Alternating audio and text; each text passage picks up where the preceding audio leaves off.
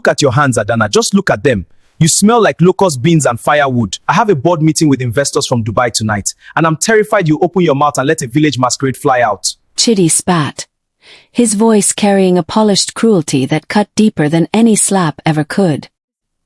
He stood before the full-length mirror in their bedroom, fingers smoothing down the flawless line of his Italian silk tie, adjusting it until it sat perfectly against his starched white shirt. In the kitchen, Adana knelt beside the hearth, blowing gently on the dying embers. The fire responded with a soft crackle, a thin line of smoke curling upward and stinging her eyes. She welcomed the pain. It gave her something else to blame the tears on.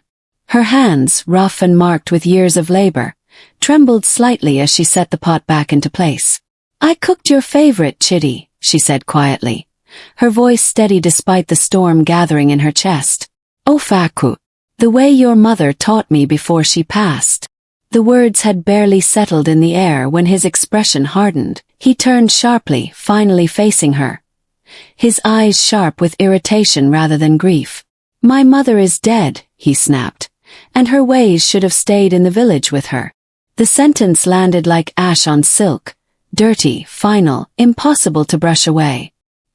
His gaze swept over her slowly, critically, as though she were a badly made product he regretted purchasing. He took in her faded wrapper, the fabric thinned by years of washing. He noticed the calluses on her palms, the kind that never softened no matter how much she soaked them at night. His mouth twisted. "You are a stain on my brand, Adana," he said. "You are too local, too loud." He paused, searching for the right word, then found it with a sneer. "I need a woman who speaks in whispers and drinks wine.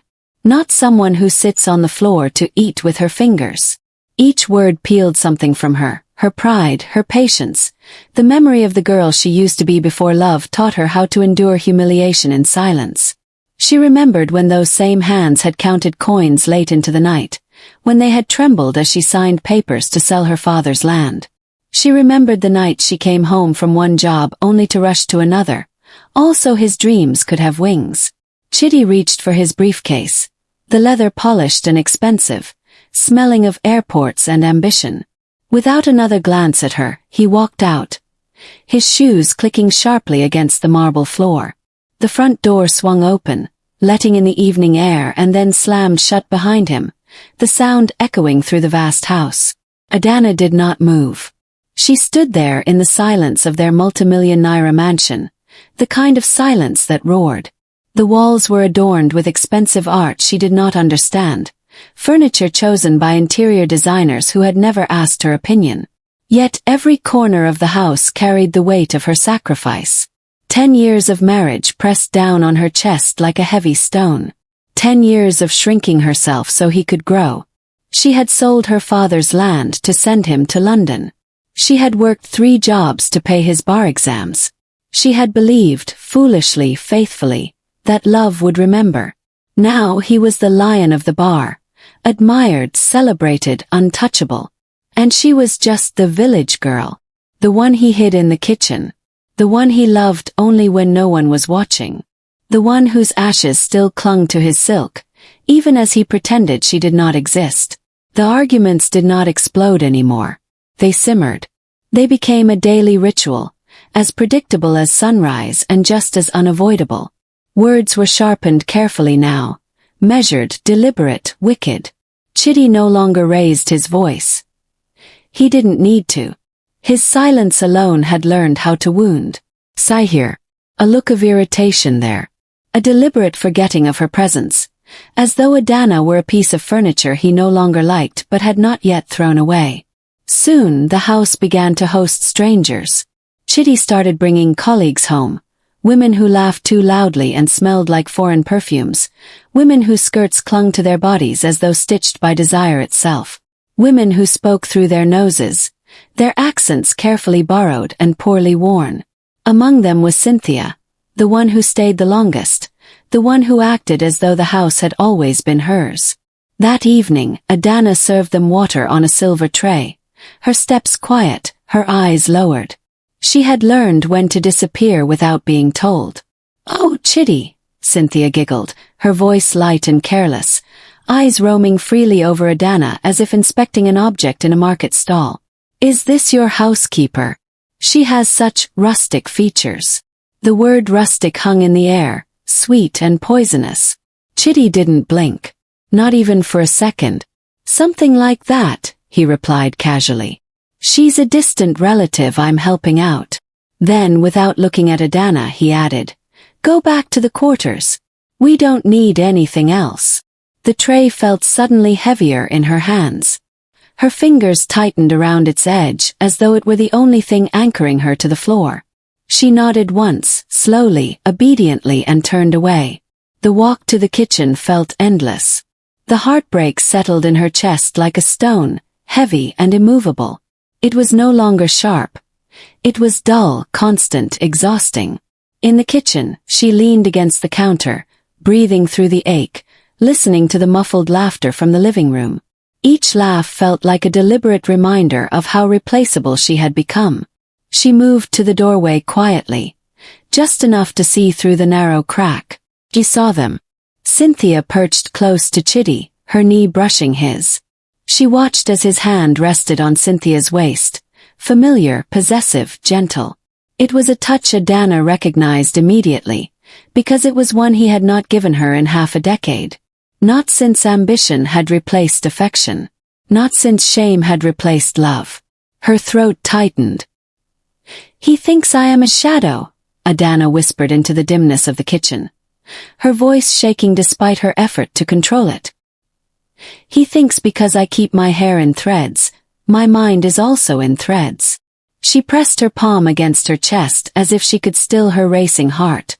The hatred surprised her, not its presence, but its depth. It rose quietly, dangerously, coiling where love had once lived. Slowly, deliberately, she reached into her bosom.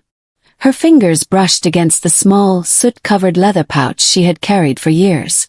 It was warm against her skin, worn smooth by time and secrecy. Her grandmother's face flashed in her mind, lined, wise, unafraid. The old woman's voice returned, steady and unmistakable, echoing in her thoughts like a drumbeat beneath the silence. "When the lion forgets who fed him, remind him that the forest has eyes." Adana closed her fingers around the pouch, her breathing slowing, her gaze hardening as the laughter from the living room drifted through the walls. A week later, Chitty made the announcement the way kings declared wars, calm, confident, already assured of victory. He stood in the living room, scrolling through his phone, his mind clearly elsewhere. "I'm hosting the gala of the decade," he said casually, as though he were commenting on the weather. "The governor will be there. The elite will be there. This is the kind of night people remember." Adana looked up from where she was folding laundry, the words settling slowly, heavily. She had learned that when Chitty spoke like this, there was always an unspoken consequence for her waiting at the end. "I've booked a hotel room for you for the weekend," he continued, not bothering to look at her. He reached into his pocket and tossed a keycard in her direction. It landed on the table with a soft but humiliating clatter. "I don't want you anywhere near this house. Cynthia will be hosting by my side." The room felt suddenly smaller. "Don't make a scene, Adana," he added sharply, finally lifting his eyes to hers. "Just go quietly." Her fingers stilled on the fabric in her hands. For a moment, the world seemed to hold its breath.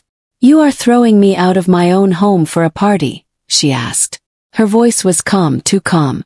There was no pleading in it, no anger. Just disbelief, carefully restrained. "I'm protecting my future." Chitty barked, irritation flaring instantly, as though her question itself were an insult. He gestured at her dismissively. "You don't fit the image. Look at you." His eyes swept over her, cold and condemning. "You are a reminder of a poverty I have outgrown." The words struck deep, reopening wounds she had never been allowed to heal. Regret flooded her, thick, suffocating. Regret for the land she sold, the inheritance she erased with her own signature. Regret for the nights she went to bed hungry so he could eat and study. Regret for the faith she placed in a man who now spoke of her like a disease he had survived. "I will leave," Adana said at last. Her eyes never left his face. But remember, Chitty, the soup is only as good as the pot it was cooked in. For a second, he stared at her, as if trying to decode a language he no longer understood. Then he laughed. It was a dry, mocking sound, empty of humor and heavy with arrogance. Just be gone by 6 p.m. Adana looked at the keycard on the table, then back at him, saying nothing as the weight of his laughter settled between them like a shadow preparing to feast. The gala was a glittering ocean of diamonds, black ties, and hushed murmurs of power. Crystal chandeliers spilled light over polished marble floors, reflecting the ambition of every guest in shimmering, fractured fragments. Chitty stood at the center, a lion among the city's pride. His tailored suit hugging every angle of calculated perfection. Cynthia clung to his arm, her laugh fluttering above the chatter like a prized instrument, each note an invisible mark of conquest. The champagne flowed endlessly, poured into glasses that caught the light like captured stars. Conversations revolved around portfolios, land deals, and whispers of influence. The air was thick, not with incense, but with a scent of ego, entitlement, and vanity. And then it happened. The lights flickered once, twice, and the glittering world seemed to pause. The chandeliers hummed softly, as if in warning before stabilizing. A creak followed, deliberate, slow. The heavy mahogany doors of the ballroom opened. Every eye followed the motion, curiosity mingling with unease. A woman stepped inside. She was not draped in silk. She did not wear jewels made in factories or imported from distant lands. She was draped in royal Onionio attire, rich with the weight of heritage, her silhouette commanding attention before her face was even seen. A towering headpiece of coral beads rested on her head, clicking softly with each subtle step, a percussive warning to all who dared underestimate her. Her skin glowed with intricate uli patterns, lines and swirls that seemed to tell stories older than the city itself. She did not walk across the marble floor. She glided, each movement smooth and deliberate, leaving behind the scent of expensive incense and raw, undeniable power. The room froze. Glasses paused mid-air. Laughter caught in throats. Even the elite, who were accustomed to wielding influence like weapons, bowed in subtle awe. Chitty's hand jerked. "Who is that?" whispered the governor, his tone trembling with fascination. "She looks like a queen from the old empires." Every head turned, every eye fixed, as the woman moved forward with a grace that bordered on predatory. She stopped before Chitty. Up close, her beauty was terrifying, a blend of wickedness and regal authority that made even the most composed hearts falter. Chitty's face drained of color. He knew those eyes. The eyes he had once told to hide in a hotel room. "They belong to the one you forgot," she said softly at first, her voice rich and commanding. Then louder, carrying through the hall like a gavel striking the floor. "I believe you forgot to introduce your most important investor, Chitty." Her tone carried authority, and in it was a subtle warning. The elite bowed their heads instinctively, not out of fear of her, but out of recognition. Recognition that some forces, some women, were not meant to be ignored. Chitty's chest heaved. His carefully constructed empire, built on ambition and arrogance, felt suddenly fragile. He had underestimated the woman he thought he could control. "Adana!" Chitty's voice trembled, cracking like dry wood under pressure. Where did you get?" He stumbled backward, eyes wide, panic flaring across his usually composed face. His tongue fumbled over words that had always been so precise, so controlled. Now they failed him. Adana smiled, but it was not the smile of warmth or affection. It was a smile of pure judgment, a mirror reflecting every betrayal, every insult, every ounce of shame he had poured onto her over the years. "You told everyone I was a distant relative you were helping," she said, her voice carrying effortlessly across the ballroom, slicing through the hum of whispered conversations. "But you forgot to tell them that my father is the ease of the largest landholding in the East. You forgot to tell them that this house, your cars, and the very suit you are wearing were paid for by the local girl you were too ashamed to kiss." A ripple of gasps spread through the room, a tidal wave of disbelief and fascination. Heads turned. Phones appeared. People stared, mouths open, as Chitty's carefully curated image began to unravel. Cynthia recoiled instinctively, as if mere proximity to Chitty now carried contagion. She took a step back, her laughter and frivolity evaporating, leaving her exposed in the cold light of truth. "I gave you my silence because I loved you," Adana continued, her words deliberate, each one striking like a hammer. "But you used it to build a cage for me. You wanted a woman who was global. Here I am. But I am no longer yours." The governor, still seated near the front, leaned forward, eyes narrowing, captivated. Adana turned toward him, her posture regal, commanding respect and attention simultaneously. "Your Excellency, I believe you'll find the land deeds for the new development project are in my name. And as of tonight, I am withdrawing all support from Chitty's firm." The room fell into stunned silence. The chandelier's glow seemed suddenly dim. The whispers were gone, replaced by the weight of a single truth. Chitty had been exposed, utterly powerless. Chitty sank to his knees, the luxury and authority he had clung to slipping away as if held in water. His pride, his ego, his years of calculated ambition, they all fell apart in the harsh light of the revelation. "Adana, please," he gasped, voice hoarse, broken. "I was foolish. I love you." Adana looked down at him. Her gaze was icy, sharpened by years of betrayal, patience, and suppressed rage. "No," she said softly, each syllable deliberate, chilling. "You loved the reflection of yourself you saw in my sacrifice. Now, look at your own reflection in the dirt." He flinched, as if her words were physical blows, as they were. For the first time, Chitty saw himself not as the lion of the bar, the darling of Lagos elite, the man who had built his empire from ambition and charm, but as he truly was. Small, hollow, and undone. Adana turned on her heel. Her Agnonio attire swayed like the silent authority of a storm. She glided toward the doors, leaving behind whispers of incense and power that lingered long after her presence. The heavy mahogany doors thudded shut behind her, echoing like a gavel. Chitty remained on the marble floor, his knees pressed into cold, unforgiving stone, surrounded by a room full of people who now saw him for exactly what he was. A man who had traded a diamond for a piece of glass, only to realize that the diamond, bright, rare, irreplaceable, was the one who had held the light all along. The ballroom remained silent for a heartbeat longer, and then murmurs erupted. But it was not gossip.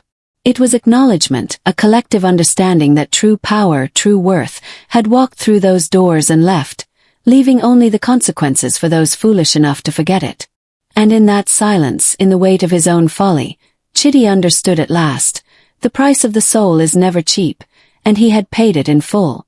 Thanks for watching. If you enjoyed this story, please do not forget to subscribe, comment, and share for more stories like this.